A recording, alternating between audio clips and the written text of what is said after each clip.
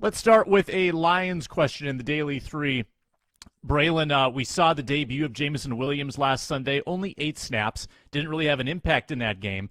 But as they start to ratchet him up and get him going, what do you expect from him in the final 5 games of the season? Well, I expect Dan Campbell to ease him into it. Last game he had 1 attempt. The main thing, if you think about it, Ron, and this to be real, it's one thing to be in shape. It's one thing to be in the gym and you're on the treadmill and you're running routes and you're doing all that.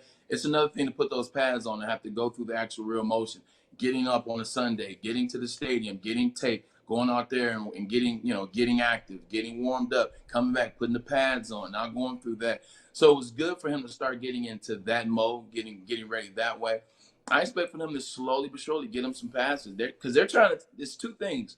They're trying to see if they are getting to the playoffs, and also they want him to kind of get used to it. So in the off season, he's ready to play when the season starts next year in September. So I just expect them slowly but surely. Maybe next game he has 2 passes.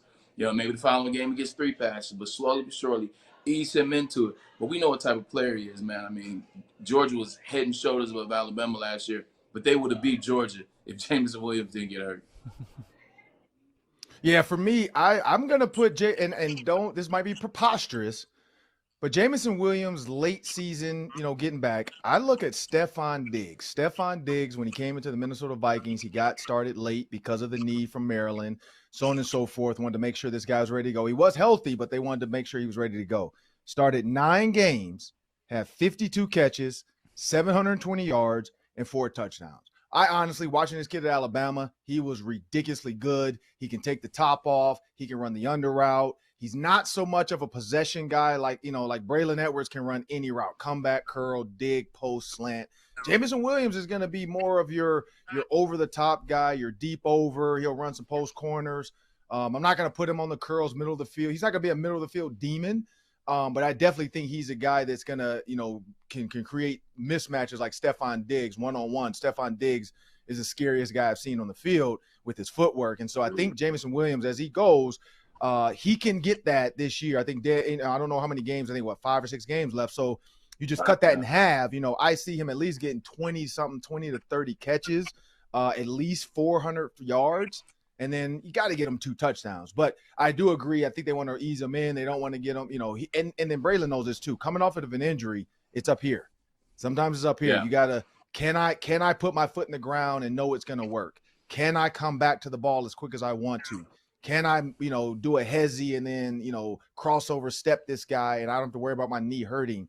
Because any little twinge or any little pain, sometimes it's not hurt. It's just that getting that scar tissue out, as they call it, but it's up here. So that's going to be the other part. Can Jameson Williams overcome this part of it? Because that's the key. If he can overcome the mental, like Adrian Peterson did after his injury and came back and was an MVP, I think next year that kid can be one of the best receivers in the NFL. No, you're absolutely right. When I tore my ACL, same thing. Let's stick with the wide receiver topic and rookie wide receivers at that. Christian Watson just became the first rookie wide receiver to score 8 touchdowns in 4 games since Randy Moss in 1998. If he continues on this path, Braylon, is Christian Watson on his way to becoming the number 2 receiver in the division behind Justin Jefferson? Ooh, I'm gonna have to say the only reason why it's tough is because Amon-Ra St. Brown is so nice.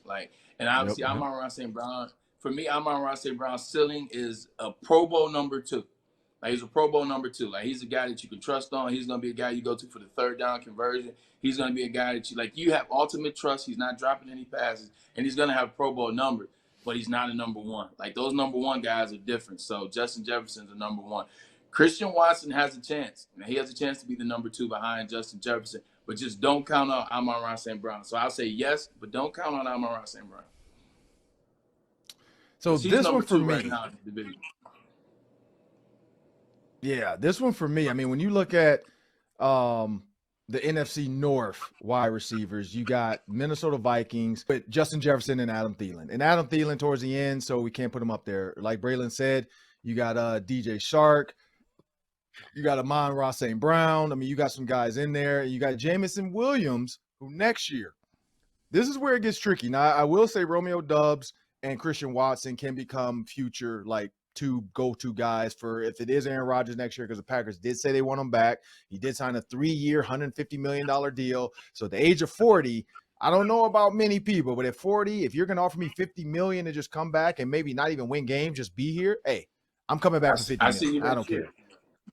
I see Exactly. Like 50, I get 50 and then another 50. Like, oh yeah, I'm coming back. I'm coming back for the next 2 years. Give me my 100 million, 2 years, 40 or 41. Exactly. I don't even got to win. Y'all got to pay me. But here's the one that I like, and I've always liked this kid since college. And was it Chase Claypool? The fact that the Bears have him now. Now they have to figure him out. Justin Fields has to figure out. But Justin Fields at Ohio State threw the ball. He was really good at Ohio State. And so I think as these coaches work through this offense, I think Chase Claypool could become the number 2 receiver in the NFC North. Like, we know the Bears are trash, but there's a lot of stuff they can work out. There's going to be a lot of draft picks. They're going to have high draft picks this year. They're going to be able to make some moves. But when you think about Chase Claypool with the Steelers and how good he was, if Justin Fields can get comfortable with him in this offseason, they work together and do all the stuff, and these young guys fly out to Florida and they do all their deals, I think, and then going with the receiver factory and all that crap, I think that's a kid that could become, 2 or 3. But I got to see, I like Amon-Ra St. Brown. Like, I think he becomes 2. I think Chase Claypool is 3, and then I'll put Christian Watson as 4. Because I don't know, maybe maybe I just really like the big receivers, but I like Claypool. I like him coming out of college. I love big receivers. And I'm so I got to put him there. Same size with big guys, but I'm just one of those things where I can't argue with my eyes see. Chase Claypool is a guy who, the last couple years in Pittsburgh, they didn't really get him the ball. He seemed like he lost his confidence a little bit. So like you said, they're going to slowly but surely get to you over there is going to get this confidence back. But right now, what I see in Amon-Ra St. Brown, he had 994 yards last year in 12 games.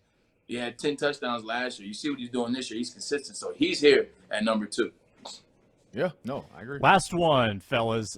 No team hotter in the NFL than the San Francisco 49ers, but they've lost now both their quarterbacks. Trey Lance is out for the year. Jimmy G is out for the year with a broken foot. So they're 8-4, but they've got Brock Purdy, Mr. Irrelevant, to try to take them home. Maybe some rumor about signing Baker Mayfield, but are the 49ers toast now that Jimmy G is out of the mix?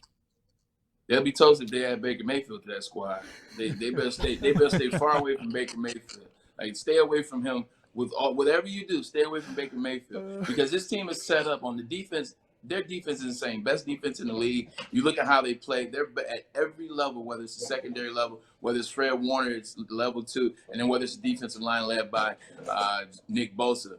They are ridiculous. And then on the offensive side of the ball, they run the ball well. Christian McCaffrey is getting healthier, starting to figure it out. Brandon Ayuk is the wild card. I mean, you look at Debo, you look at George Kittle. Brandon Ayuk is a guy that's getting a lot of passes over there because of those guys.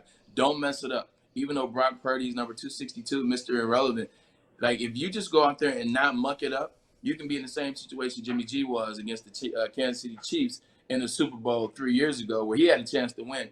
He just misses Emmanuel Sanders on that play in the end zone. I think they still can get it done. It's going to be a tall task, but don't mess it up. Don't try to go find another quarterback. Keep it very simple and let that defense win you a championship. This is the tough thing about this. So we know what they do with their offense. George Kittle, they got Christian McCaffrey. They move the ball around. They got Debo Samuel. They can run the ball with him 10 times a game if they want.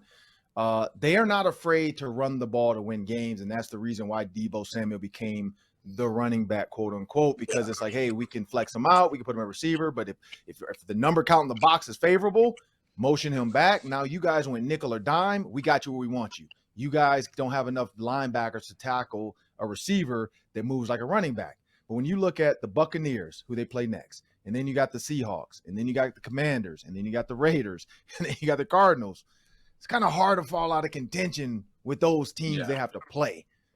They can run the ball on just about every single team on that list, and that's the problem. Is I don't see them losing. They probably go 4-1. If anything, Tom Brady's on this I'm divorced tear, so I could see Tom Brady beating them, but I don't see the Seahawks, I don't see the Commanders, I don't see the Raiders or the Cardinals beating the 49ers. So I think they're gonna, like, Brock Purdy is gonna be like Jimmy G was that year. Everybody's like, oh, Jimmy G's not that good. And he just came in and just dumped the ball off here and there, did just enough. And they set the Vikings on fire that year. So they're going to run the ball. They're like, this is why they drafted who they drafted. This is why George Kittle. And then again, play action. George Kittle's wide open. Just make the throw, Purdy. Yeah. Like, and let's not forget, at Iowa State, this kid was good. And two things. If ever there was a year for the NFC, it would be this year. This would be the year that Jimmy G can get hurt and Brock Purdy can go on. I mean, you look at the teams, it's pretty much it's Minnesota, it's Dallas, and it's Philly. You know, but Minnesota seems beatable. You look at Dallas. I saw Dallas struggle against the Detroit Lions when Dak first came back. So everybody in the NFC is beatable. And also, it's time for Deebo Samuel to earn that money. I think that's how you get. You got to go back to some of the stuff you did last year, Ron, that you're talking about.